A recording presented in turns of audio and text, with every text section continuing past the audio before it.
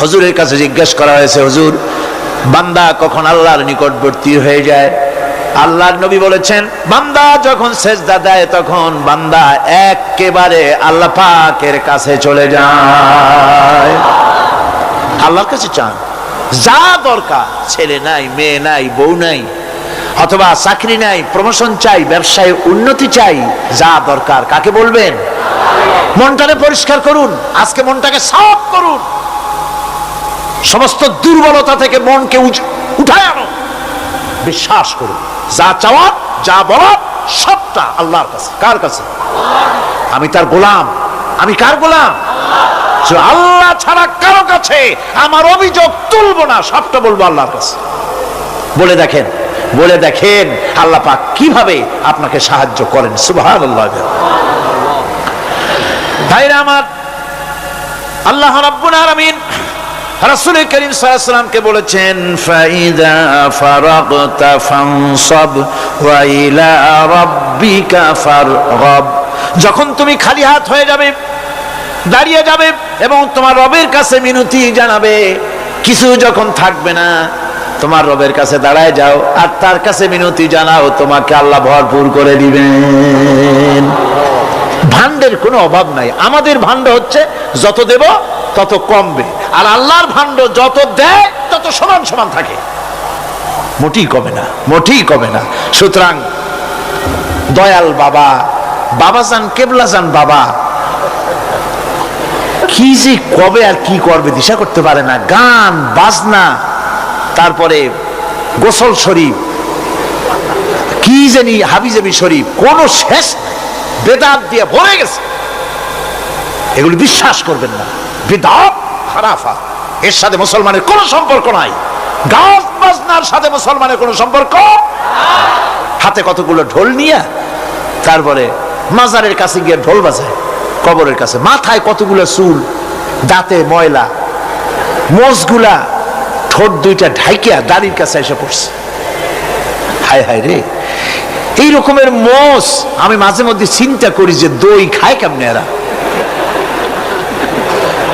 গাঁজা মদ খাইয়া এগুলো মাজার মধ্যে গিয়ে পড়ে থাকে।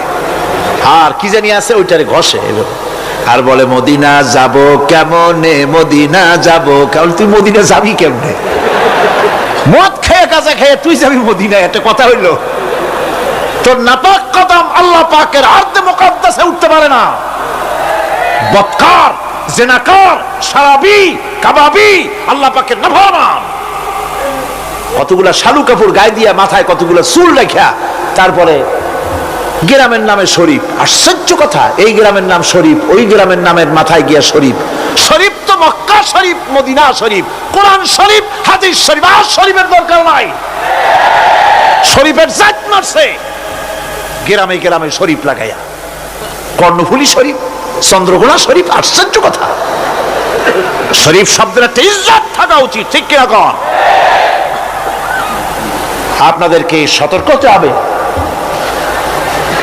আনুগত্য এবং গোলামি সকল ব্যাপারে আল্লাহ পাকের করতে হবে, চাইতে হবে কার কাছে?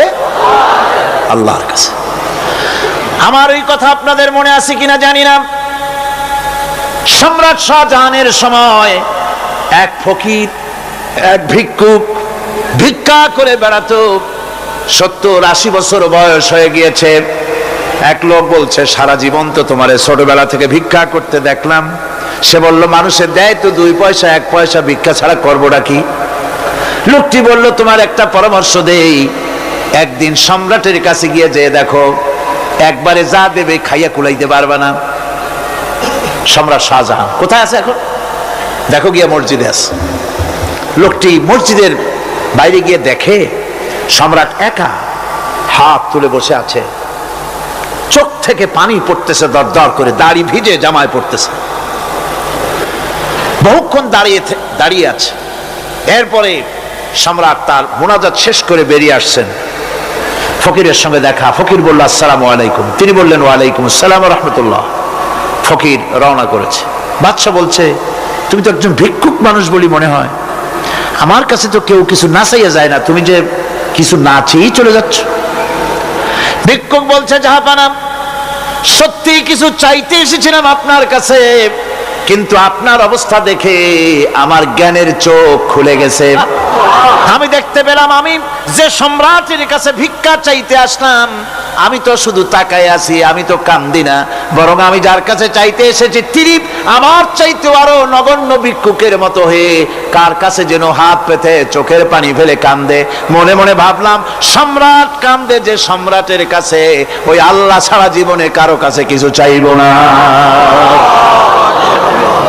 আল্লাহর কাছে চাওয়ার অভ্যাস করুন, তিনি দিতে পারেন, সবকিছু তার আছে। এই বিশ্বাস মনের ভিতরে জমাতে হবে, তাহলেই সত্যিকারের মুসলমান আমরা হব।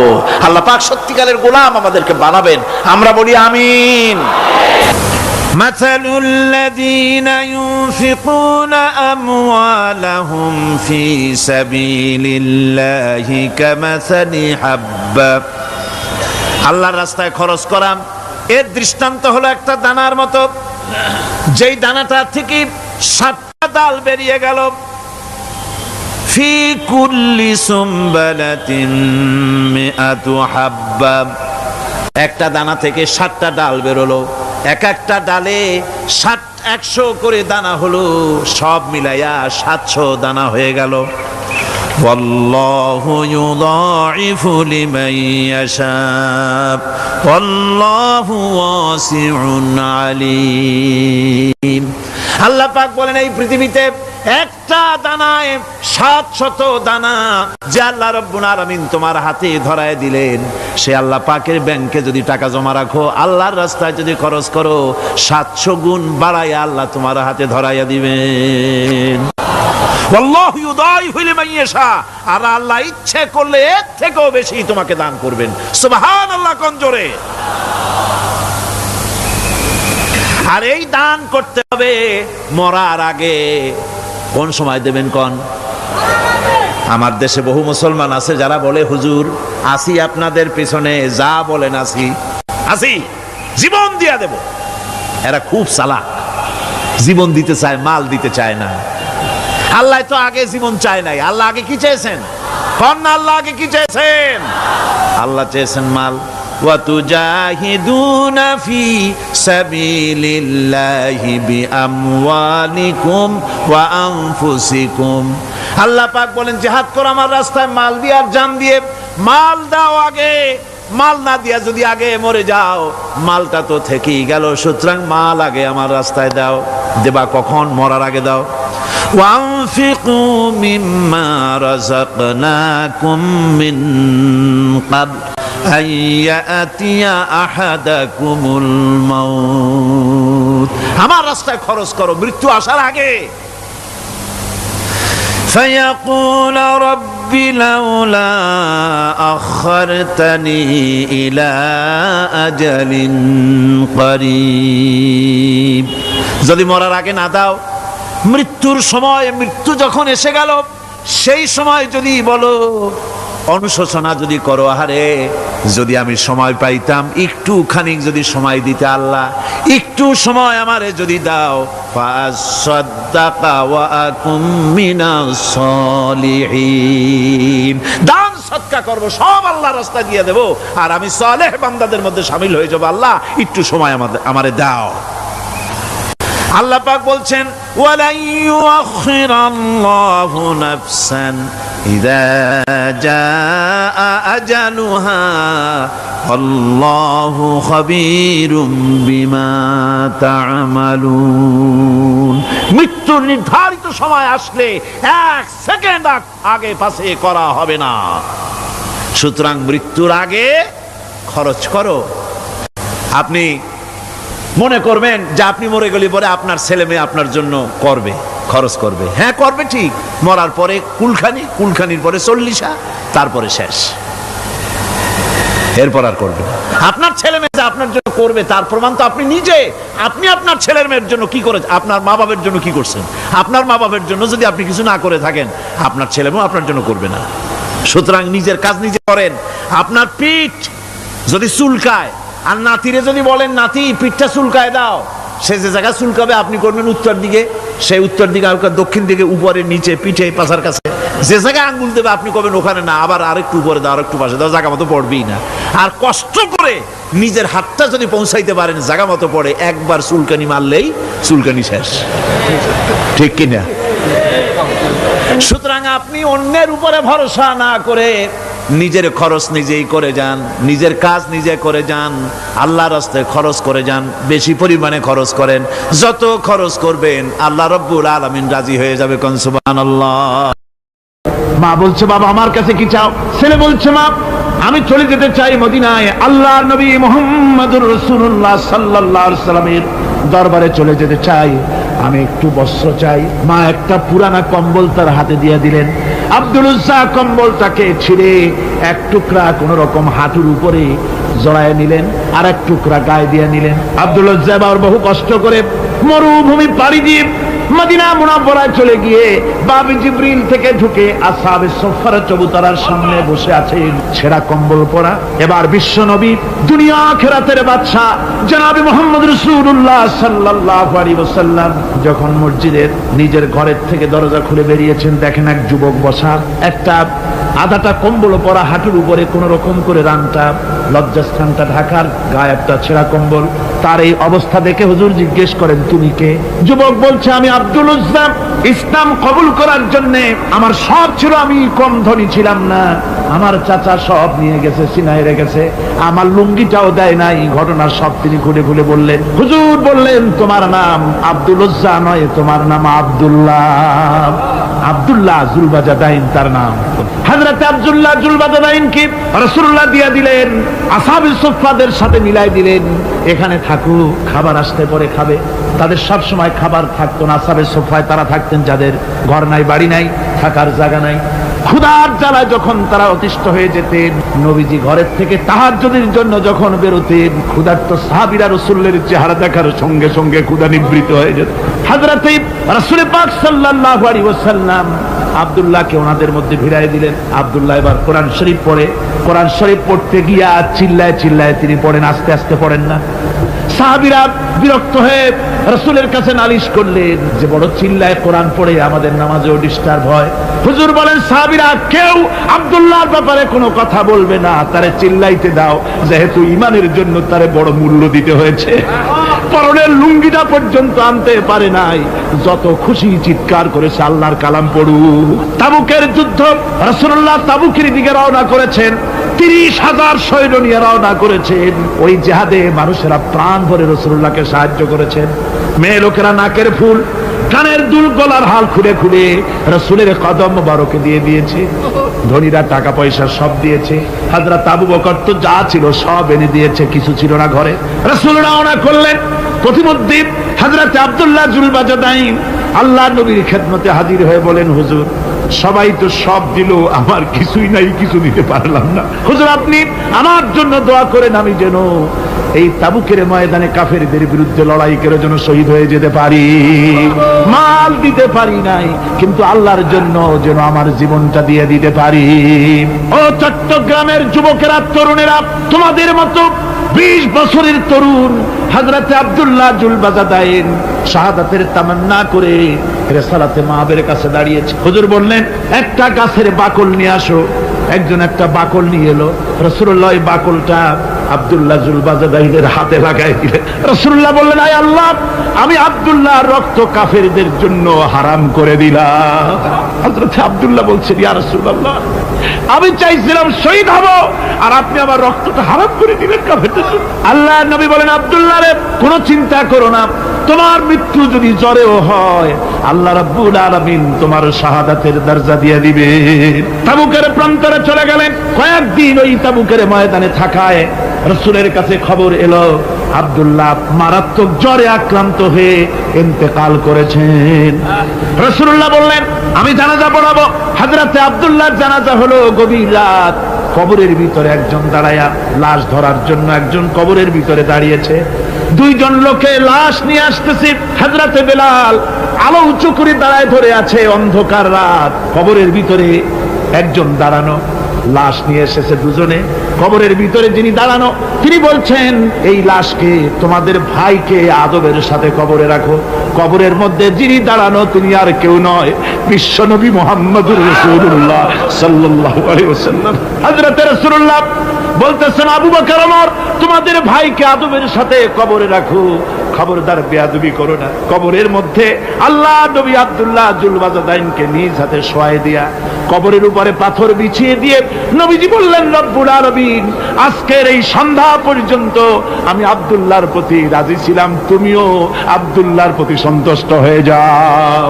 হযরত ইবনে মাসউদ রাদিয়াল্লাহু তাআলা আনহু বলেন, আমি চিৎকার মেরে কেঁদে কেঁদে বললাম, আল্লাহ, আজকে যদি এই কবরে আব্দুল্লাহ না হয়ে আমি হতাম, আমার কিসমতটা ভালো হয়ে যেত। যুবকেরা, ও তরুণ মুসলমানেরা, তোমরাই রক্তে ইসলাম কায়েম করেছো। কে কায়েম করেছে ইসলাম? মুসলিম তরুণেরা, মুসলিম যুবকেরা। তোমাদের অবদান সব চাইতে বেশি। আজ মুসলমান যুবকদের চরিত্র নাই, মদ, জুয়া, জেনা, ব্যভিচার করে করে সর্বনাশ করে দেওয়া হলো। সরকারি ভাবে, বেসরকারি ভাবে, বিভিন্ন ভাবে যুবকদেরকে মিসগাইড করার জন্য মদ দেওয়া হয়, টাকা দেওয়া হয়, অস্ত্র দেওয়া হয়, সব দিয়ে যুবকদের চরিত্র নষ্ট করা হচ্ছে। অথচ যুবক হচ্ছে একটা জাতির মেরুদণ্ড। জাতির কি মেরুদণ্ড? এই মেরুদণ্ডকে ঘুরে ধরেছে, এই মেরুদণ্ড নষ্ট করার ব্যবস্থা করা হয়েছে। আমার মুসলমান ভাইয়েরা, হাদিস থেকে শোনো, বদরের প্রান্তরে যুদ্ধ হবে। রাসূলুল্লাহ সাহাবায়ে কিরামদেরকে রেডি করেছেন, কিন্তু এই যুদ্ধটা বড় মারাত্মক, এই জিহাদ বড় মারাত্মক। জিহাদ হবে, চাচার বিরুদ্ধে ভাতিজা জিহাদ করবে, বাপের বিরুদ্ধে সন্তান অস্ত্র ধারণ করবে, ভাইয়ের বিরুদ্ধে ভাই অস্ত্র ধারণ করবে। কোন জায়গা? বদর। কোন জায়গায়? বদর। মক্কা থেকে যারা আসতেছে সব চাচা, ভাই, মামু, খালু, এরা আপন আপন লোকের বিরুদ্ধে অস্ত্র ধারণ করবে। এটা কি সহজ? কোন এটা কি সহজ? রাসূলুল্লাহ যুদ্ধের কথা মানুষকে বুঝাচ্ছেন, একটু ইতস্তত করে। হযরত রাসূল পাক সাল্লাল্লাহু আলাইহি ওয়াসাল্লাম যুদ্ধের কথা সাহাবায়ে কিরামদের সামনে পেশ করতেছেন আর একটু ইতস্তত করতেছেন। এই কঠিন যুদ্ধে সাহাবীরা কিভাবে মেনে নেবে? রাসূলের মনের অবস্থা বুঝতে পেরে হযরত মিকদাদ রাদিয়াল্লাহু তাআলা আনহু, বর্ষিয়ান সাহাবী, তিনি দাঁড়ায় গেলেন। তিনি দাঁড়ায় বলছেন, ইমদি বিনা ইয়া রাসূলুল্লাহ হাইসু মা তাশা। হে রাসূল, আপনি আমাদেরকে নিয়ে চলুন, আল্লাহ যেদিকে আপনাকে যেতে বলে, হাইসু মা তাশা, আয় হাইসু মা আমারাকাল্লাহ, যেদিকে আল্লাহ আপনাকে যেতে বলেন আমাদেরকে নিয়ে আপনি সেদিকে চলেন। ইন্না লা নাকুলু লাকা কামা ক্বালা বানু ইসরাঈল লিমূসা আলাইহিস সালাম, ইযহাব আনতা ওয়া রাব্বুকা ফাকাতিলা ইন্না হাহুনা কাঈদুন। আমরা মুসা আলাইহিস সালামের উম্মতের মতো বলবো না যে, হে মুসা, তুমি আর জিবরাইল আর তোমার আল্লাহ যুদ্ধ করো, আমরা ঘরে বসে আরাম করি। এ কথা আমরা বলবো না হুজুর। বাল ইযহাব আনতা ওয়া রাব্বুকা ফাকাতিলা ইন্না মাকুমা মুকাতিলুন। হে রাসূল, বরং আমরা বলবো আপনি যুদ্ধ করুন, আপনি আমাদের নিয়ে চলুন, আমরা লড়বো আপনার সাথে কাফেরদের বিরুদ্ধে। ততক্ষণ পর্যন্ত লড়বো মা দামাত আইনুম মিন্না তাতাররাফ। ও রাসূল, যতক্ষণ আমাদের চোখের একটা পাতাও নড়ে ততক্ষণ আপনার সাথে আমরা লড়বো। সুবহানাল্লাহ। মানে জীবন যতক্ষণ আছে আপনার সাথী হয়ে কাফেরদের বিরুদ্ধে লড়তে থাকবো। হুজুর খুব খুশি হয়ে গেল। হুজুর কি হলেন? দারুণ খুশি হয়ে গেল। আল্লাহর নবী খুশি হয়ে বললেন, ও সাহাবীরা, তোমাদের মানসিক অবস্থা যখন এই কুবু বিনা ইলা জান্নাতিন জান্নাতুন আরদুহা কারদিস সামাওয়াতি ওয়াল আরদ। ও সাহাবীরা, তোমাদের মানসিকতা যখন এমন, তখন আমার সাথে তোমরা দাঁড়াও, আমার সাথে ওঠো, আমার সাথে চলো জান্নাতের দিকে। রাসূলুল্লাহ বলেন, আমার সাথে চলো বেহেশত। কোন বেহেশত? এমন বেহেশত যে বেহেশতের বিশালতা আর প্রশস্ততা ওই বিশাল আকাশ আর জমিনের চাইতেও বেশি। এই বিরাট জান্নাতের দিকে চলো আমার সাথে। ফাকামা উমাইর বিন হামাম ওয়া কানা ইয়াকুলু তামার। যুবকেরা, তোমাদের মতো তরুণ, তোমাদের মতো এক যুবক যার নাম উমাইর, তিনি দাঁড়িয়ে গেলেন, হাতে ছিল খোরমা। খোরমা খাত দেখেন, বক্তৃতা হয়, মাঠে ওয়াজ নসিহত হয়, আর যুবকেরা দাঁড়ায় দাঁড়ায় বাদাম হয় না।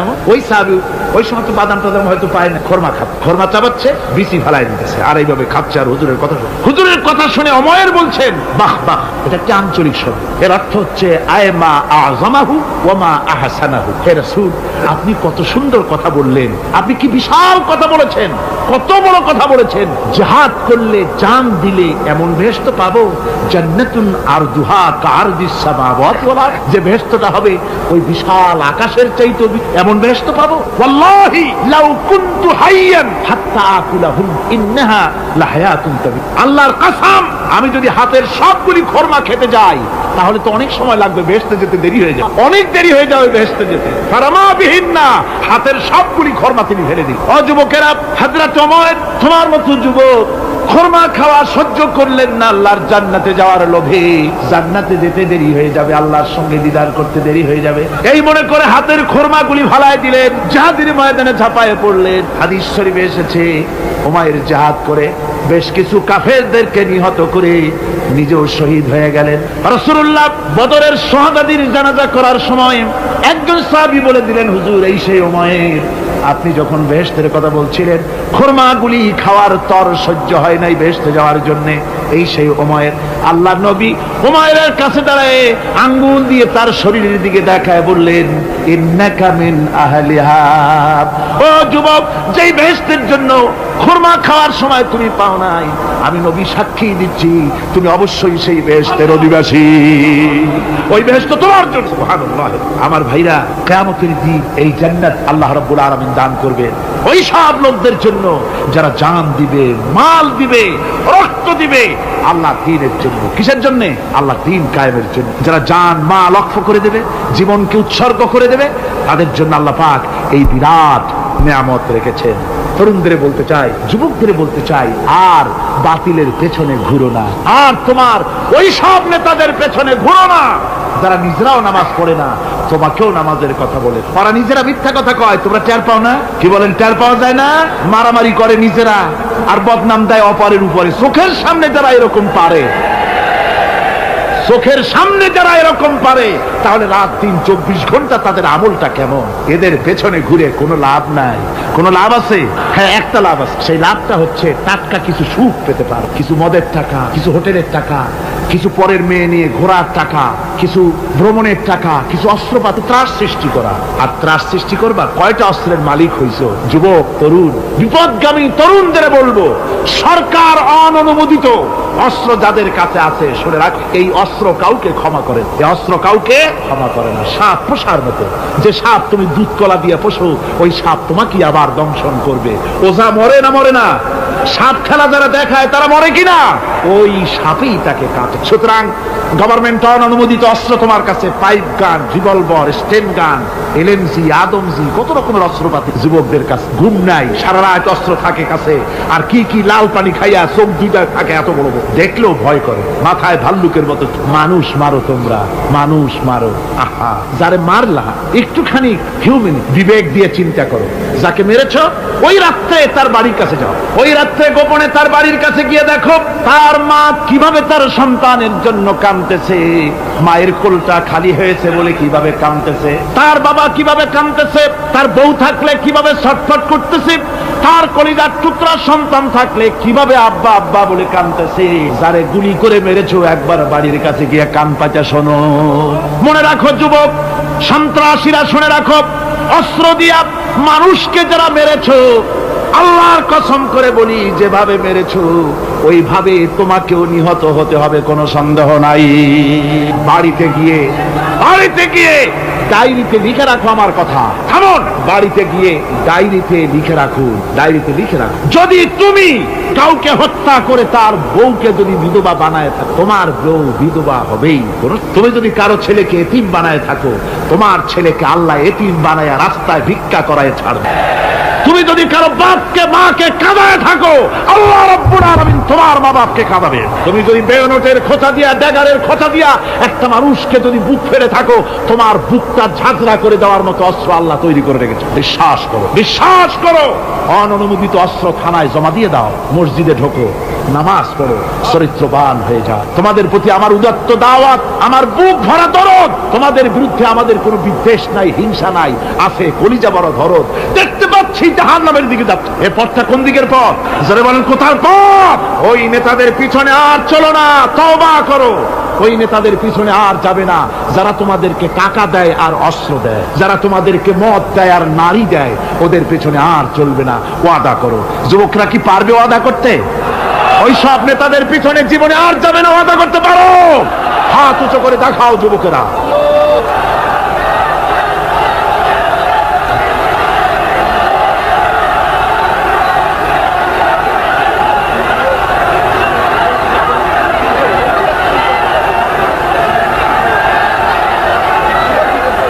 আমার মুসলমান ভাইরা, আমি তো দাঁড়াতে বলি নাই।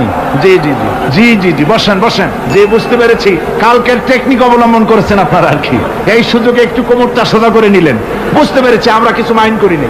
এখন বসেন বসেন, তাড়াতাড়ি বসে যান। কথা আমার অনেক, সময় কম, না তাড়াতাড়ি শেষ করব। বসেন। আপনারা না বসতে তো কথা বলতে পারবো না, বসতে হবে।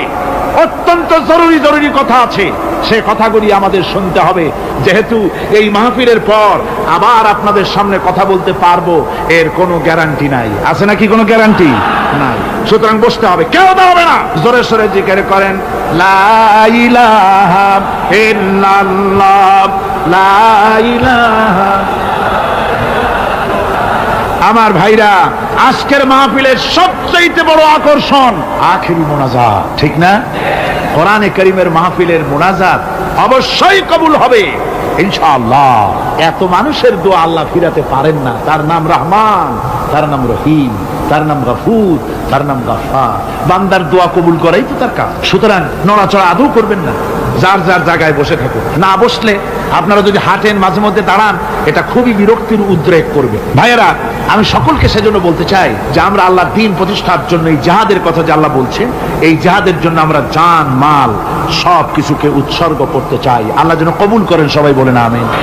আনন্দ, আরাম আর বিলাসিতায় আমরা আমাদের জীবনকে ভাসায় দিয়ে, যার কারণে আমাদের জিল্লতি। এ মুসলমানদের উরুজ, এ মুসলমানদের তারাক্কি কিভাবে আসছে শুনুন। বিশ্ব কবির ভাষা, বিশ্ব কবি আল্লামা ইকবাল রহমতুল্লাহ আলাইহি বলেছেন, আ তুঝে বাতাও তকদীরে উমম क्या है, आ तुझे बताओ तकदीरे उमम क्या है, शमशेर उसना अव्वल ताऊस और बाब आखिर। এসো, আমি তোমাকে এই জাতির উন্নতির কথা শোনাই। এই জাতির উন্নতি তখন হয় যখন এক হাতে থাকে কোরআন আর এক হাতে থাকে তরবারি, তখন হয় জাতির উন্নতি। আর এই জাতি যখন কোরআন আর তরবারি ছেড়ে দিয়ে যখন তানপুরা, বেহালা, সারিন্দা, নারিন্দা, গিটার, ফিটার, সারেগামা, পাদানিসার পেছনে যখন লাগে, কপাল তখনই পড়ে। কপাল পড়ে কখন? তখনই পড়ে। আজ আমাদের টেলিভিশন, আমাদের রেডিও, আমাদের সংস্কৃতি সব সারেগামার সংস্কৃতি। কিসের সংস্কৃতি?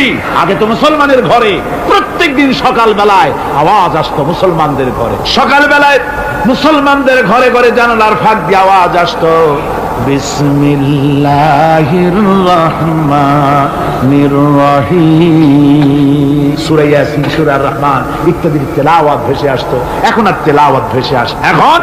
এখন মুসলমানদের ঘরের থেকে সকাল বেলায় আওয়াজ আসে সারেগামা, পাদানিসা, বাবা খালু, মামু নানা, হাবি জাবি, এই গানের ট্রেডিংগুলি, গানের শব্দগুলি চলে আসে। কোরআন শিখবার জন্য, শিখাবার জন্য ছেলের জন্য যে মৌলবী রাখে, সারা মাস পড়াবে, বেতন 300 টাকা। আর গানের মাস্টার যে গান শিখাবে, রবীন্দ্র সঙ্গীতের প্যানপ্যানানি সুর শিখাবে, নাচ শিখাবে, সপ্তাহে 2 দিন এসে 2 ঘন্টা শিখাবে, বেতন 3000।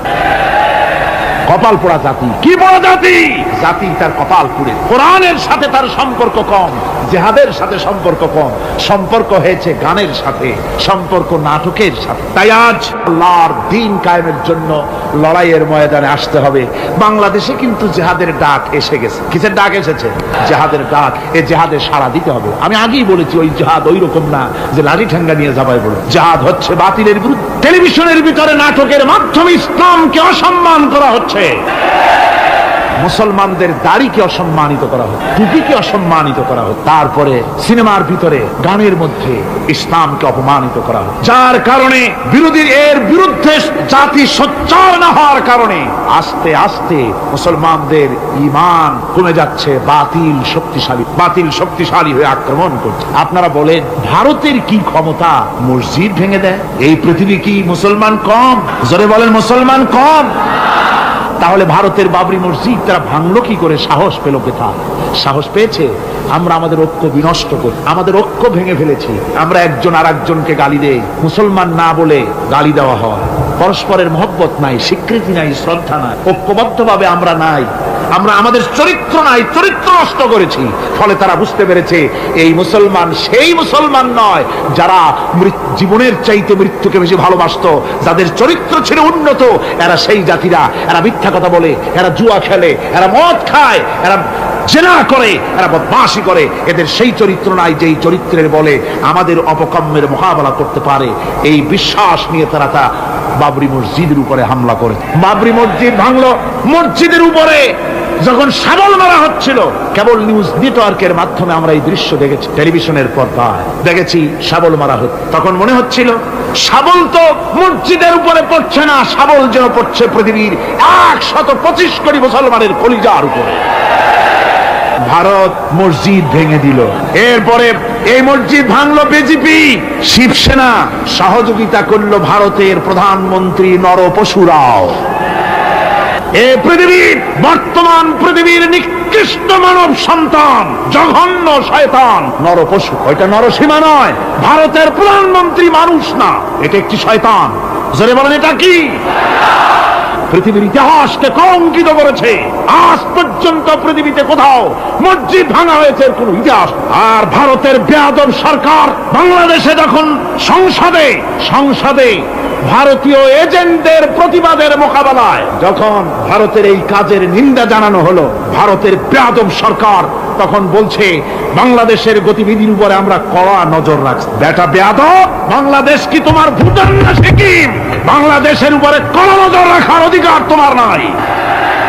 এই পৃথিবীতে বাংলাদেশের সবচাইতে বড় দুশ্মন ভারত। সবচাইতে বড় দুশ্মন কে?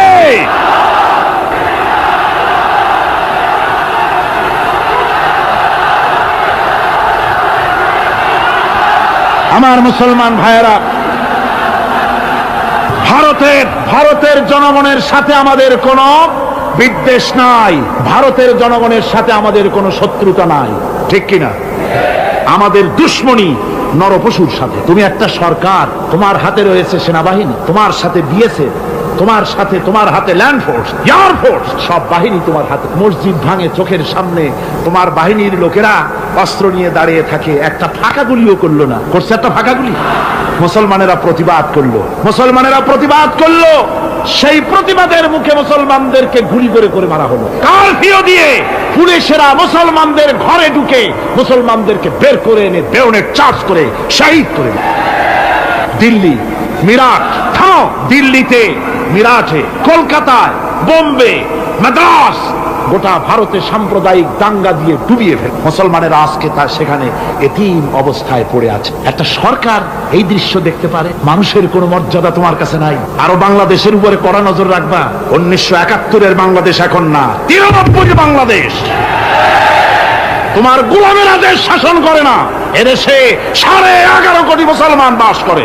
আমরা ভারতকে দেখিয়ে দেব ইনশাআল্লাহ, জিহাদের প্রেরণা নিয়ে যদি প্রয়োজন হয় বাংলাদেশের যুদ্ধ যদি করা লাগে ভারতের সাথে, আর যুদ্ধ করা লাগবে। রাসূলুল্লাহর ওয়াদা। কার ওয়াদা? নাসাই শরীফ, ইবনে মাজাহ, এই সাসেত্তার দুটি হাদিসের মধ্যে হযরত আবী হুরায়রা রাদিয়াল্লাহু তাআলা আনহু বর্ণিত হাদিস রয়েছে। বলেছেন 2 শ্রেণীর লোক কিয়ামতের দিন জাহান্নাম থেকে মুক্ত হয়ে যাবে। এক শ্রেণী হচ্ছে যারা ঈসা আলাইহিস সালামের সাথে সাথী হয়ে যারা লড়বে আর শহীদ হবে, কিয়ামতে তারা জান্নাতে যাবে, জাহান্নাম থেকে মুক্ত। আর দ্বিতীয় শ্রেণী, ভারতের সঙ্গে একটা যুদ্ধ হবে, রাসূল বলেছেন হিন্দুস্তানের সঙ্গে একটা লড়াই হবে। ওই লড়াইয়ে যারা শহীদ হবে, রাসূলুল্লাহ বলেছেন কিয়ামতের দিন জাহান্নাম থেকে আল্লাহ মুক্ত করে দিবেন। সেই লড়াই ভারতের সাথে আমাদের হবে। ওই লড়াই যেদিন বাঁধবে, বাংলাদেশের সেনাবাহিনী, air force, land force, police শুধু এরাই যুদ্ধ করবে না, বাংলাদেশের 12 কোটি তৌহিদি জনতা শহীদ তিতুমীরের বাস হাতে নিয়ে ভারতকে পিটিয়ে ঠান্ডা করবে ইনশাআল্লাহ।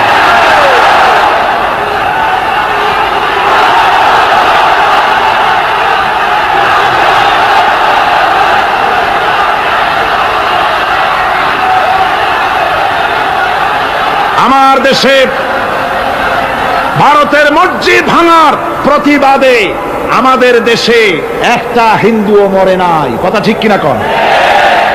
কিন্তু ভারতে ভেঙেছে তারা বাবরি মসজিদ। আমার দেশের 15 জন মুসলমান পুলিশের গুলিতে নিহত।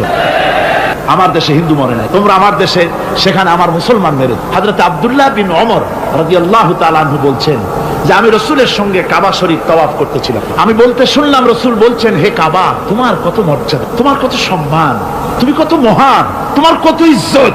তবে কাবা শুনে রেখো, আল্লাহ আল্লাহ রাব্বুল আলামিনের একটা মুমিন বান্দার যে মর্যাদা, তোমার মর্যাদা যত হোক একটা মুমিনের চাইতে নিশ্চয়ই বেশি নয়। তোমরা মসজিদ ভেঙেছো আর আল্লাহর মুমিন বান্দাদেরকে ভেঙেছো। ভারত সরকার শুনে রাখো, মসজিদ ভাঙো নাই, তকদির ভেঙেছো। মসজিদ যেভাবে মসজিদের ইটগুলি টুকরা টুকরা হয়েছে, গোটা ভারত আজ হোক কাল হোক মসজিদের ইটের মতোই টুকরা টুকরা হয়ে যাবেই যাবে ইনশাআল্লাহ। তবে আমার দেশের মুসলমানদেরকে মনে রাখতে হবে, আমরা প্রতিশোধের নীতিতে বিশ্বাস করি না। ভারতের বাবরি মসজিদ ভাঙার ব্যাপারে বাংলাদেশের কোনো হিন্দু দায়ী নয়। কথা বুঝতে পেরেছি? আমরা একজনের অপরাধের শাস্তি আর একজনকে দেই না। বাংলাদেশের কোনো হিন্দু ওই ঘটনার জন্য দায়ী নয়। আমাদের দেশে মন্দির 2-4টা ভেঙেছে, আমরা খবর, এই মন্দিরগুলি মুসলমানেরা ভাঙে। এই মন্দিরগুলি ভারতের এজেন্টদের উস্কানিতে হিন্দুরা নিজেরা ভেঙে, মুসলমানেরা ভাঙে। ভারতীয় দালালেরা বাংলাদেশের সারা পৃথিবীতে সাম্প্রদায়িক সম্প্রীতির ভাবমূর্তিকে ক্ষুণ্ণ করার জন্য এই কাজ তারা করেছে। নরসিংদীতে, আর মিয়া থামো না, নরসিংদীতে সেখানে দেখা গেছে গভীর রাত্রে কাপড়ের দোকানদার হিন্দু ঘরের সমস্ত কাপড় চোপড় সরাইয়া নিজের দোকানে আগুন দিতে গিয়েছে। পুলিশ তখন তার ভারতের 5-8 গোলামেরা হিন্দুদের দিয়ে এই কাজগুলি করাইছে। কোন মুসলমান মন্দির ভাঙে নাই। বাংলাদেশ গোটা বিশ্বের বুকে সাম্প্রদায়িক সম্প্রীতির সহস্র বছরের উজ্জ্বল দৃষ্টান্ত, আলহামদুলিল্লাহ। তার কারণ হচ্ছে আল্লাহর নবী বলেছেন সংখ্যালঘু মুসলিম এলাকায়, সংখ্যাগরিষ্ঠ মুসলিম এলাকায় সংখ্যালঘু অমুসলিম যারা, তারা হতেছে পবিত্র আমানত। ওই আমানতের কেউ যদি খেয়ানত করে, অর্থাৎ অমুসলিমদের উপরে যদি কেউ অত্যাচার করে, তাহলে আমি নবী মুহাম্মদুর রাসূলুল্লাহ সাল্লাল্লাহু আলাইহি ওয়াসাল্লাম কিয়ামতের দিন আল্লাহর দরবারে মুসলমানদের বিরুদ্ধে মামলা দায়ের করব। এই জন্য আমরা সবচাইতে পরধর্ম সহিষ্ণু জাত। আমার ভাইয়েরা ভালো করে মনে রাখুন, ভারতের বাবরি মসজিদ সহ এখন তারা আর অন্যান্য মসজিদও ভাঙবার প্ল্যান নিয়েছে, ভাঙতে। তাজমহলকেও তারা ভাঙবে, অন্যান্য মসজিদও ভাঙবার পরিকল্পনা নিয়ে। ওরা যদি মসজিদ একটা একটা ভাঙতে ভাঙতে, আল্লাহ না করুন সবগুলিও যদি ভাঙে, বাংলাদেশের একটা মন্দিরকে আমরা ভাঙতে দেব না। এর নাম ইসলাম। এর নাম কি? ভারতের সাম্প্রদায়িক দাঙ্গা বাঁধিয়ে মুসলমান একটা একটা করে করে সব মুসলমানও যদি তারা মেরে ফেলে দেয়, আল্লাহর কসম বাংলাদেশের একটা অমুসলিমের গায়ে আমরা হাত দিতে দেব না। এর নাম ইসলাম। এর নাম কি? আপনারা যদি কখনো শোনেন যে কোন এলাকার কোন লোক মন্দির ভাঙতে যাচ্ছে অথবা হিন্দুর বাড়ি আক্রমণ করতে যাচ্ছে, সাথে সাথে তাকে ধরে থানায় সোপর্দ করবেন। রাজি আছেন? কারা রাজি? হাত উঁচু করে দেখান। আলহামদুলিল্লাহ, হাত নামা। এই সাম্প্রদায়িক সম্প্রীতি বাংলাদেশে অতীতে ছিল, এখনো থাকবে ইনশাআল্লাহ, ভবিষ্যতেও থাকবে ইনশাআল্লাহ। বলেন ইনশাআল্লাহ। আমাদের শত্রু, আমি বারবার বলছি, হিন্দুরা শত্রু নয়, শত্রু হচ্ছে ভারতীয় এজেন্ট যারা, ভারতের দালাল যারা, ওরা আমাদের, ঠিক কিনা? তারা বাংলাদেশের স্বপ্ন এখানে বসে দেখে, পত্রপত্রিকার মাধ্যমে, টিভির মাধ্যমে হাজারো প্রচেষ্টা তারা চালিয়ে যাচ্ছে ইসলামের বিরুদ্ধে। সুতরাং ইসলামকে জমিনে টিকিয়ে রাখার জন্য চাই সংগ্রাম। তাই আল্লাহ রাব্বুল আলামিন বলেছে, ওয়াতুজাহিদুনা ফি সাবিলিল্লাহি বিআমওয়ালিকুম ওয়া আনফুসিকুম যালিকুম খায়রুল লাকুম ইন কুনতুম তা'লামুন। আল্লাহ পাক বলেন, আমার রাস্তায় জিহাদ করো, জান দাও, মাল দাও, জান দাও, জিহাদ করো, এটাই হলো উত্তম কাজ। যদি তোমরা ইসলাম বুঝে থাকো, এটাই তোমাদের জন্য কল্যাণকর। আগে বলেছেন মালের কথা, পরে জানের কথা। আগে কোনটা? মাল, পরে জান। যেহেতু আমরা জানের চাইতে মালের মহব্বত করি বসি, ঠিক কিনা? তো মালের মহব্বত করি বেশি, আমরা কথায় কথায় বলি, আরে ভাই দরকার যদি হয় জানটা দিয়ে দিব, আর জান যদি দিয়েই দেন তো মালটা তো থাকেই গেল। এই জন্য আল্লাহ বলেছেন মাল আগে দাও, তারপরে জান দাও। আমরা খুব চালাক, আমরা জান দিতে প্রস্তুত, মাল দিতে প্রস্তুত নয়। একবার একটা লোক যাচ্ছে রাস্তা দিয়ে, সাথে তার প্রিয় কুকুর, কুকুরটা জিব্বা বেরিয়ে গেছে, মরে যাচ্ছে। কুত্তার মালিক কাঁদতেছে। একজন লোক এসে বলে, ভাই তুমি কাঁদো কেন? কয় যে আমার এই কুত্তাটা খুব প্রিয় কুকুর, কুকুরটা মরে যাচ্ছে তাই কাঁদ। কুকুর মরে কেন? কুকুরটা মরতেছে 3 দিন ধরে আমি কোনো খাবার তাকে দিতে পারি না, সেই জন্য কুকুরটা মরে। আচ্ছা হোক, তবু তো আল্লাহর সৃষ্ট এক প্রাণী, কি খেতে দেওয়া যায়? এদিক ওদিক তাকায় দেখে কুকুরের মালিকের কাছেই রয়েছে একটা পোটলা। কয় মিয়া তোমার এই পোটলার মধ্যে কি? কয় পোটলার মধ্যে হালুয়া আর রুটি। তোমার পোটলার মধ্যে হালুয়া আছে, রুটি আছে। কুত্তা মরে ক্ষুধার জ্বালায় তুমি সেটি কান্দো, ওর থেকে একটু টুকরো রুটি দিলেই তো কুত্তা বাঁচে। কুত্তার মালিক বলছে, মিয়া সাহেব ওই সব ফতো আমারে শুনেন, এগুলো আমি খুব জানি। রুটি আর হালুয়া দিলেই তো আমার পয়সা খরচ হবে, ওর দরদে যে কান্তিছি এর জন্য তার পয়সা খরচ হচ্ছে না। আমাদের অবস্থা কিন্তু তাই হয়ে, ইসলাম বিদায় হয়ে যায়, যাক না, কিন্তু আমি কাঁদবো, পয়সা দিব না। রাসূলের করুণ ঘটনাগুলি শুনে চোখের পানি ফেলবো, কিন্তু এই করুণ ঘটনা কেন ঘটলো সেই ময়দানে আমরা পা ফেলবো না। এরকম একটা অ্যাটিটিউড, এ ধরনের একটা মেন্টালিটি আমাদের মধ্যে গ্রো করেছে, ঠিক কিনা কর? আমার ভাইয়েরা, মাল দিতে হবে, জান দিতে হবে, সবকিছুকে উৎসর্গ করে দিতে হবে আল্লাহর দ্বীন প্রতিষ্ঠার জন্য। যার পয়সা আছে, পয়সা দিয়ে কি করবেন যদি আল্লাহর দ্বীন এ জমিনে কায়েম না হয়? আল্লাহর দ্বীন কায়েম না হলে অসত্য, বদমাশি, শয়তানি, সব রকমের অন্যায় কাজ দিয়ে ভরে যাবে দেশ, ক্রমান্বয়ে অশান্তির দিকে যাবে। শান্তি আসবে কেবলমাত্র ইসলাম প্রতিষ্ঠা হলে পরে। আমাদের অবস্থা হলো যে আমরা ওই কুফাবাসীদের মতো, তাদের মতো, কুফাবাসীদের মতো। কুফাবাসীরা হযরত ইমাম হোসেনের জন্য দারুণ ভাবে কেঁদেছে, ঠিক কিনা? কুফাবাসীরা ইমাম হোসেনকে দাওয়াত দিছিল কারা? কুফাবাসীরা। অনেকগুলি চিঠি তারা লিখছে। কুফাবাসীরা ইমাম হোসেনকে ভালোবাসতো, দাওয়াত দিয়েছে, তার জন্য কেঁদেছে। কিন্তু কুফাবাসীদের চোখের পানিটা ছিল ইমাম হোসেনের জন্য, আর অস্ত্র, টাকা পয়সা সবটা ছিল এজিদের। কুফাবাসীদের মতো অবস্থায় আমাদের হয়েছে। কুফাবাসীদের হযরত ইমাম হোসেনের জন্য তারা শুধু চোখের পানি ফেলেছে, আর টাকা পয়সা অস্ত্রপাতি যা ছিল সব ছিল তাদের এজিদের জন্য।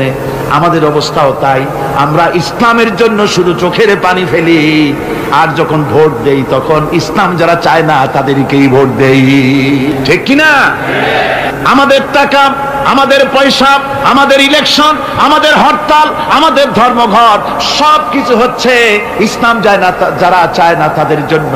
আর ইসলামের যখন কথা বলি, ইসলামের কথা শুনলে শুধু চোখের পানিটাই ছাড়ি, মহব্বত চোখের পানি দিয়া শেষ করে দিই, আর কিছুই। আমি একবার এইখানে এই শহরে অনেক বছর আগে একটা জানাজায় শরীক। কোন মাঠে আমার এখন তার জানাজার পরে যিনি জানাজা পড়ালেন তিনি বললেন, ওই লাশকে সামনে রেখে বললেন, কেন আসিল? তখন আমি নতুন নতুন চিটাগাঙে আসছি, আমি ভাষা ভালো করে বুঝিও না। একজন বললো, কেন আসিল? সবাই কইলো গম আসিল। তাই বললাম যে গম আসিল, এই মরা মানুষের সাথে গম, আমি আটা গম তাই মনে করেছি যে এটার কি সম্পর্ক। আমি ইমাম সাহেবকে জিজ্ঞেস করলাম যে আপনি বললেন কি, আর জনগণই বা বলল? যে আমি জিজ্ঞেস করলাম যে লোকটা কেমন ছিল, তো সবাই বললো ভালো ছিল। তাই বললাম তো ফায়দা কি? ফায়দা এই যে সবাই বললো ভালো, আল্লাহ তারে মাফ করে দিয়া ভালো বলে বেহেশতে পাঠায় দিল। বলে আশ্চর্য কথা, আল্লাহ কি এইরকম নাকি যে একটা সুদখোর, ঘুষখোর, জেনাকার এ লোক ভালো না খারাপ আমি তা বলতে চাই না, কিন্তু একটা লোক সে কন্ট্রাক্টারি করতে গিয়ে রাস্তাঘাট, স্কুল, কলেজের রড, সিমেন্ট জনমের মতো খাইছে। কথা বুঝতে পেরেছে? সরকারি গিয়ে, ক্ষমতায় গিয়ে গভর্নমেন্টের টাকা পয়সা জনমের মতো শেষ করে ফেলেছে। এই লোকটি সুদখোর, ঘুষখোর, জেনাকার মরে গেছে, আর আসে আপনি কইলেন যে কেন আসিল? সকল লোক গম আসিল, আর আল্লাহ বেহেশত দিয়ে দেবে। তাহলে আল্লাহ হাকামুল হাকিমিন হইলেন কি করে? এরটা কি বিচার হইল নাকি? কি করে সম্ভব? আমার বন্ধুগণ, আমরা যখন মরে যাই, মরার পরে আমাদেরকে কবরের মধ্যে রাখা হয়। কবরের ভিতরে রেখে আমাদেরকে বলা হয়, যারা কবরে রাখে তারা বলে, মৃত্যু ব্যক্তিকে কবরে রাখার সময় বলে, বিসমিল্লাহি আলা মিল্লাতি রাসূলিল্লাহ, আল্লাহর নামে রসুলের দলে উঠাই দিয়ে গেল। আল্লাহর নামে কার দলে উঠাইলো? রসুলের দলে। চিন্তা করেন ভাইরা, আল্লাহর নামে রসুলের দলে উঠাইলেন কারে? ঠিক তার যৌবনকালে যত মিছিল করেছে, ধর্মনিরপেক্ষতাবাদের পক্ষে মিছিল করেছে, পুঁজিবাদের পক্ষে মিছিল করেছে, সমাজতন্ত্রের পক্ষে মিছিল করেছে, স্লোগান দিয়েছে, দেওয়ালে লিখেছে, বক্তৃতা করেছে, ভোট দিয়েছে, বই লিখেছে, জীবনে যা কিছু করেছে সব করেছে মানুষের তৈরি করা মতবাদের জন্য।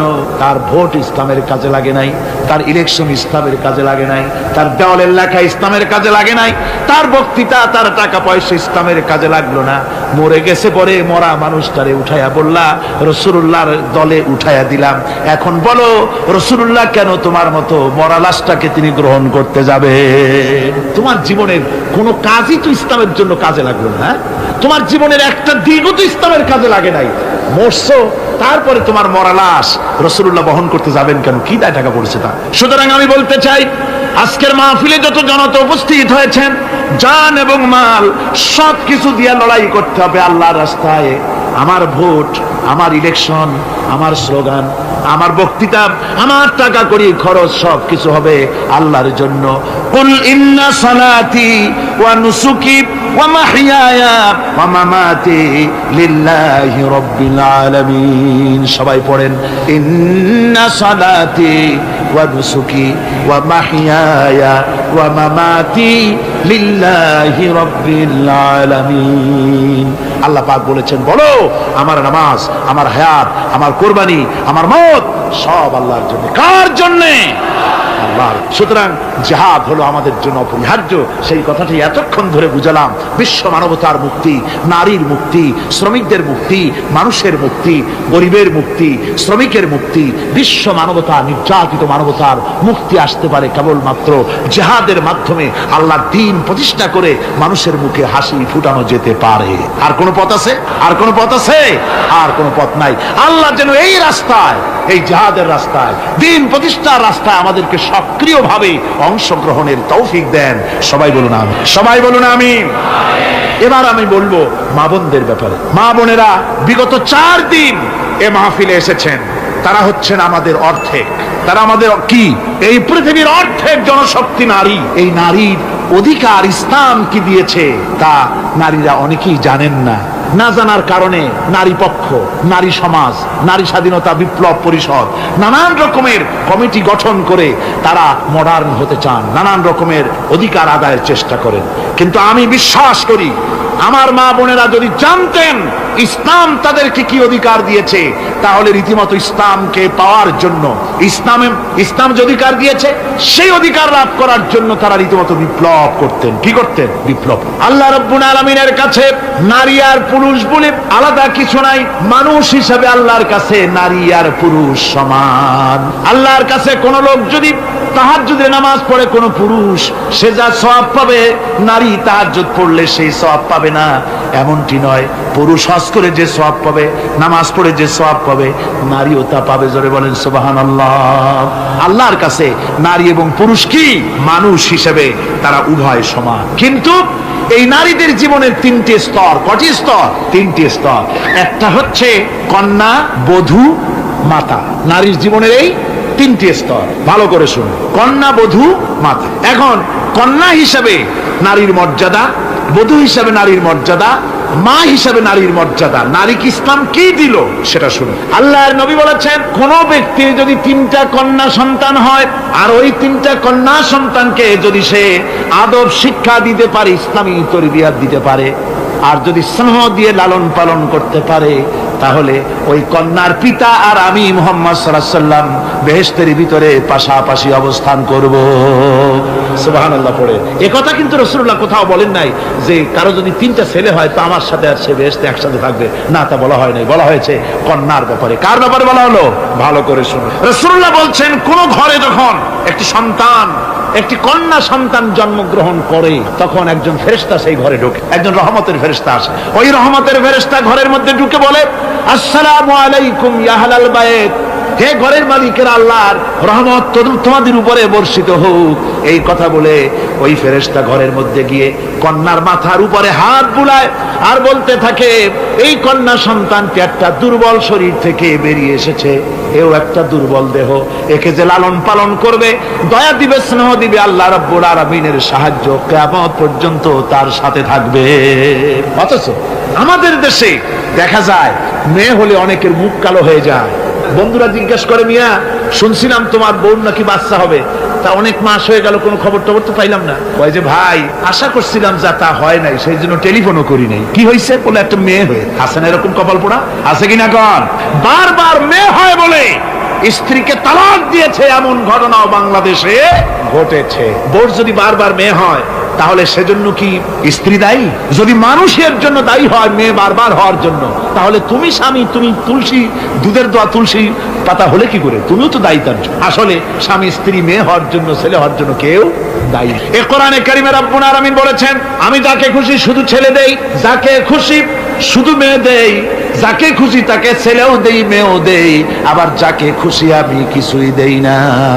আমার কুদরত। সুতরাং এতে মন কালা করার। নবীজি বলেছেন, কন্যার পিতাদেরকে গালি দিও না। অনেকে টিটকারি করে, বারবার মেয়ে হয় ছেলে একটাও হয় না, সেই জন্য টিটকারি বটকারি করে। আল্লাহ নবী বলেছেন, মেয়ের পিতাকে গালি দিও না, ঠাট্টা করো না, যেহেতু আমি মুহাম্মদ রাসূলুল্লাহ সাল্লাল্লাহু আলাইহি ওয়াসাল্লাম, আমি মেয়েদের পিতা, আমি নিজে মেয়েদের পিতা।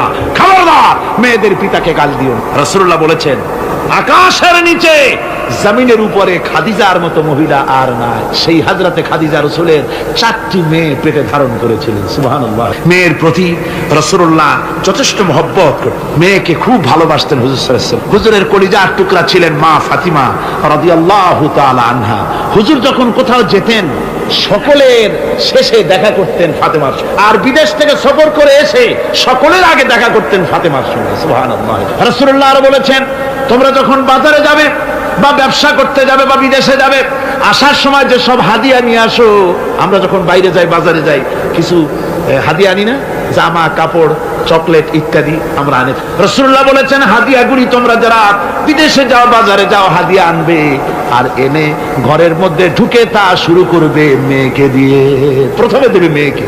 সুবহানাল্লাহ। মেয়ের মর্যাদা ইসলামে সব চাইতে বেশি। কোন যুগে? যে যুগে মেয়ে হলে পরেই মাটির নিচে ঘিরে রাখতো, আছাড় মেরে মেরে ফেলে দিত। কোন অপরাধে তাদেরকে হত্যা করা হলো? আল্লাহ পাক কোরআনে কারীমে তাদের অপরাধ আর কিছু না, তারা নারী, এই জন্য তাদেরকে মেরে ফেলা হতো। রাসূলুল্লাহ তাদের ইজ্জত দিলেন। সুবহানাল্লাহ।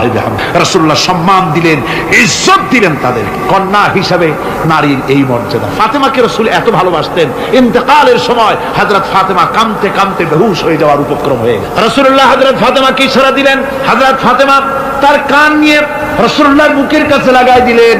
আল্লাহর নবী কি যেন বললেন কানে কানে, হযরত ফাতেমার কান্না বন্ধ হয়ে গেল। হযরত আয়েশা বলেন, মা রাসূলুল্লাহ তোমার কানে কানে কি বলল আর তোমার কান্না বন্ধ হয়ে গেল? হযরত ফাতেমা বলেন, ইয়া আম্মা জান, আমার আব্বা আমার কানে কানে বলল, মা ফাতেমা তুই কাঁদিস না, তোর কান্না আমার বরদাস্ত হয় না, তোমাকে কাঁদতে হবে না। আমি তোমাকে সুসংবাদ দিয়ে যেতেছি, আমি মরে যাওয়ার পর সর্বপ্রথম তোমার সাথে আমার দেখা হবে। রাসূলুল্লাহর এই ভবিষ্যৎবাণী হযরত ফাতেমা বুঝতে পেরেছেন যে হুজুরের ইন্তেকালের পরে আমার বেশি দেরি হবে না, আমিও তাড়াতাড়ি হুজুরের সাথে শামিল হতে পারবো। হুজুরের ইন্তেকালের 6 মাস পরেই হযরত ফাতেমা রাদিয়াল্লাহু তাআলা আনহা ইন্তেকাল করেছেন। কন্যা হিসাবে নারীর মর্যাদা ইসলাম অনেক অনেক গুণে বাড়িয়ে। এই কন্যা শিশু, কৈশোর, যৌবন পেরিয়ে যখন যৌবনে তার বিয়ে হয়ে যায়, আল্লাহ রাব্বুল আলামিন তখন বলেন, ওয়া মিন আয়াতিহি আন খালাকা লাকুম মিন আনফুসিকুম আজওয়াজান লিতাসকুনু ইলাইহা ওয়া জাআলা বাইনাকুম মাওয়াদ্দাতান ওয়া রাহমা। আল্লাহ পাক বলেন, আমার নিদর্শনের ভিতরে এটাও একটি নিদর্শন যে আমি তোমাদের থেকে তোমাদের জোড়া তৈরি করেছি, তোমাদের স্ত্রীদেরকে তৈরি করেছি, তোমাদের সাথে তোমাদের স্ত্রীর ভালোবাসা সৃষ্টি করেছি, মহব্বত সৃষ্টি করেছি। এই মহব্বত আমি আল্লাহ তৈরি করেছি। আর যখন বুড়ো হয়ে যায় মানুষ, স্বামী স্ত্রী যখন বুড়ার বুড়ি হয়, তখন আর ভালোবাসা থাকে না, তখন ওই ভালোবাসা সহৃদয়তার করুণায় আমি আল্লাহ পরিণত করে দেই। বুড়ার জন্য তখন বুড়ি ছাড়া আর উপায় নাই, বুড়িরও আর বুড়া ছাড়া উপায় নাই। তখন ভালোবাসা কোনো বিশেষ কোনো অক্ষণীয় ভালোবাসা নয়, তখন একের উপরে অন্য একদম নির্ভরশীল হয়ে পড়ে। আল্লাহ পাক বলেন, এই অবস্থা আমি আল্লাহ সৃষ্টি করে দেই। সুবহানাল্লাহ। আল্লাহ পাক বলছেন, নারীদের উপরে, নারীদের সাথে, স্ত্রীদের সাথে ভালো ব্যবহার করো। তার কোন ব্যাপারে যদি মনটা তোমার কখনো খারাপ হয়, কোরআন শরীফের মধ্যে আল্লাহ পাক বলে দিয়েছেন পরিষ্কার করে যে কখনো তার সাথে খারাপ ব্যবহার করো না। যদি কখনো মন খারাপ হয়, তাহলে চূড়ান্ত কোনো সিদ্ধান্ত নিতে যেও না, বরং তোমার জীবনে ওই স্ত্রীর অনেক অবদান আছে, সেসব কথা মনে করে এই সামান্য কিছু ভুলে যাও। আল্লাহ চান স্বামী স্ত্রীর মহব্বত টিকে থাকুক। আল্লাহ পাকের কাছে তালাক হচ্ছে ঘৃণিত, সবচাইতে ঘৃণিত হালাল হচ্ছে দুইটা, একটা হচ্ছে ভিক্ষাবৃত্তি আর একটা হচ্ছে তালাক। আল্লাহ পাক নারীকে বলেছেন, নারী আর পুরুষকে বলেছেন যে তোমরা হচ্ছে হুন্না লিবাসুল লাকুম ওয়া আনতুম লিবাসুল লাহুন, তোমরা পরস্পরের জন্য পোশাক পরিচ্ছদের মতো অঙ্গাঅঙ্গি ভাবে একের উপরে অপরের পরিপূর্ণ অধিকার তোমাদের রয়েছে। এই অধিকারের ভিত্তিতে, ভালোবাসার ভিত্তিতে জীবন গড়ার জন্য আল্লাহ পাক বলেছেন। তারপরে তার অর্থনৈতিক অধিকার তাকে দিয়েছে। আল্লাহ পাক মহারানাকে ফরজ করে দিয়েছেন। মহারানা কি করেছেন? ফরজ করে দিয়ে, মহারানা ফরজ। এই ফরজকে একটা ট্র্যাডিশন হিসেবে গ্রহণ করা হয়। বড় লোকেরা শোনায়, মেয়ের বিয়ে কত, বিয়েতে মহারানা কত হয়েছে, বলে যে 11,07,373 টাকা 75 পয়সা। আদায় করে না মোটেও, বিরাট একটা অঙ্ক শুনাই দিল মানুষদের। আমার ভাইয়েরা জেনে রাখুন, মহারানা তো বাঁধতে হবে ফরজ, মহারানা আদায় করতে হবে। এই মহারানার টাকা যদি আদায় করা না হয়, স্ত্রী যদি স্বেচ্ছায় স্বামীকে মহারানা মাফ করে না দেয়, তাহলে কিয়ামতের দিন আল্লাহর দরবারে ওই স্বামীকে জিনাকারীর কাতারে দাঁড়াতে হবে। জোরে বলেন নাউজুবিল্লাহ।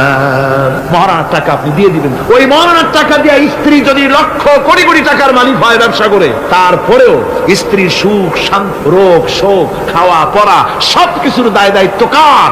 স্বামীর। সুবহানাল্লাহ। নারীর অধিকার কত বেশি ইসলাম দিয়ে। একটা মহিলা নির্বাচিত কলাম একটা বই লিখেছে, আমি ওই মহিলার নাম নিতে চাই না, আমার ঘৃণা করে। এই মহিলা লিখেছে যে রাসূলুল্লাহ বলেছেন পৃথিবীর সমস্ত জিনিস হচ্ছে ভোগের সামগ্রী, তার মধ্যে শ্রেষ্ঠ ভোগের সামগ্রী হচ্ছে নারী। নাউযুবিল্লাহি মিন যালিক। এমন কথা রাসূল বলেন। রাসূল বলেছেন আদ-দুনিয়া কুল্লুহা মাতাউন ওয়া খায়রুল মাতাউদ দুনিয়া ইমরাতুস সালিহা। হুজুর বলেছেন পৃথিবীর সবকিছুই সম্পদ, এই সম্পদের মধ্যে শ্রেষ্ঠ সম্পদ হচ্ছে ন্যায়পরায়ণা নারী, সচ্চরিত্রা নারী শ্রেষ্ঠ সম্পদ, নিয়ামত। আর সেইটারে বানাইছে ভোগের। আয়াত হাদিস তার ইচ্ছে মতো ব্যাখ্যা করেছে। সে লিখেছে যে এতদিন পুরুষ নারীকে ধর্ষণ করেছে, নারীদের কি হলো? তোমরাও পুরুষ ধর্ষণ করো। নাউজুবিল্লাহ পড়ে। এ আবার সরকারি চাকরি করে, তারপরেও মুসলমান দেশে এই শয়তানের চাকরিও থাকে। নাউজুবিল্লাহ পড়ে। আশ্চর্য কথা। আমি জানতে পেরেছি এই মহিলা অনেকগুলি স্বামী কর্তৃক পরিত্যক্তা, সেই জন্য পুরুষের উপরে তার দারুণ ঘৃণা, পুরুষের উপরে তার দারুণ ঘৃণা, ধর্মের উপরে তার দারুণ ঘৃণা। সে এখন কমিউনিস্টদের একটা বাছাই করা একটা লাঠি, এটা দিয়ে কোরআন হাদিসের অপব্যাখ্যা করে করে এগুলি সে করে যাচ্ছে নির্বিঘ্নে। সরকার কোনো কথা বলছে, সরকার যে কথা বলছে না, এর জবাব সরকারকে দিতে হবে, আল্লাহর কাছে দিতে হবে, কোনো সন্দেহ নাই। আল্লাহকে গালি দেওয়া হচ্ছে, নবীকে গালি দেওয়া হচ্ছে, রসুলকে গালি দেওয়া হচ্ছে, বেহেশতকে গালি দেওয়া হচ্ছে, অথচ সরকার একটা নাটকের মধ্যে আরবি পড়া নিষেধ করা হচ্ছে। আমি প্রথম দিন বলেছি কি জানি নাটকের নাম, বারান্দা। আচ্ছা যাই হোক, সেই নাটকের মধ্যে দেখানো হচ্ছে যে আলিফ বা তাসা পড়াচ্ছে মৌলবি। হোক, একটা হিন্দুর স্ত্রী, মুসলমান সে, কিন্তু বউ হিন্দু, সে হয়েছে নাই। সে এসে বলছে এসব বন্ধ করো, অ ক খাবো। এই কথার জাস্টিফিকেশন কত যদি ছেলেরা এ বি সি ডি পড়তে থাকে, আর যদি বলা হতো সব বন্ধ কর, অ ক খাবো, এর একটা যৌক্তিকতা না। পড়তেছে আলিফ বা তাসা, সব বন্ধ কর, তার মানে কি? আলিফ বা তাসা হলো কোরআন, এর মানে কি? কোরআন। সুতরাং টেলিভিশনের মাধ্যমে কোরআনকে বন্ধ করার চেষ্টা চালাচ্ছে ভারতের গোলামেরা। সরকার চুপ করে থাকছে, সরকার নীরব। এর জবাব সরকারকে পেতে হবে, এড়াতে পারবে না। সুতরাং বলতেছিলাম নারীর অধিকার প্রতিষ্ঠিত করেছে ইসলাম। কে করেছে? ইসলাম বলেছে মহারানার টাকা আদায় করছে। সেই মহারানার টাকা আদায় করা হলো না, এখন উল্টা, এখন মহারানা আদায় করে পুরুষেরা। সেটার নাম কি? যৌতুক। কন্যা পক্ষের কাছের থেকে যৌতুক নামে কৌতুক করে। ছেলে যখন ম্যাট্রিক পাস করে তখন ছেলের পিতা এতটুকুন হাক, যখন বিএ পাস করে এত টাকা, যখন এমএ পাস করে ছেলের বাবা তখন হাঙ্গরের মতো এতটা হাক। যত টাকা খরচ হয়েছে মেয়ের বাপের কাছ থেকে কড়ায় গন্ডায় উসুল করে নেবে। তারপরে ছেলে আর মেয়ের বিবাহ ঘটায় দেয়, মাঝখানে ওরা কি করে? ঘটক।